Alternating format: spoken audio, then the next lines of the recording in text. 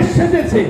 যাই হোক, আর অসিত ঘোষ আর আমি অসুর, ছোট অসুরের বড় অসুর। আর ওদিকে আর একজন আছে চৈতন্য দা, বলছে আমারও দলে নেই। ঠিক আছে, রতন দা মুডে আছে। ভাই মুডে কাজ হবে না। ওদিকে অধীর দা, সে বলতেছে বয়স প্রায় শেষ, আর কত। আবার ওখানে অনুপটা আছে, আর নির্বেন্দা বলছে অনেক জিতেছি, এবার কি হবে। ভজন দা তোর বৌদি আসেনি, নম্বর দেবে কে? কোনো লাভ নেই দাদা, পারফর্ম করে আজকে কিন্তু প্রাইজ নিয়ে লাগবে।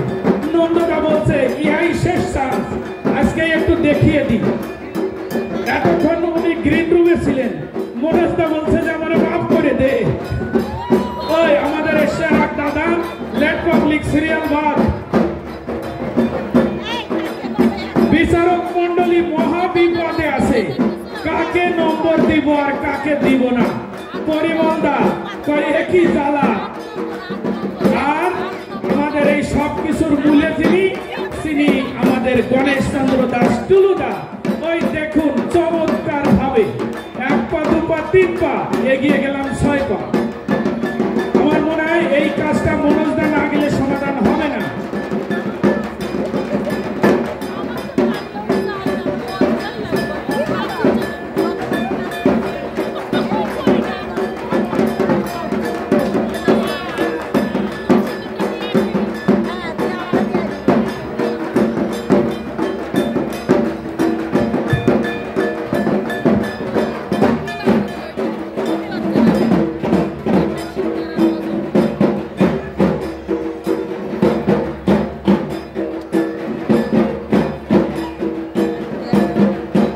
কৃষ্ণদা হাজির হয়েছেন, দাদাকে অনুরোধ করছি অংশগ্রহণ করার জন্য।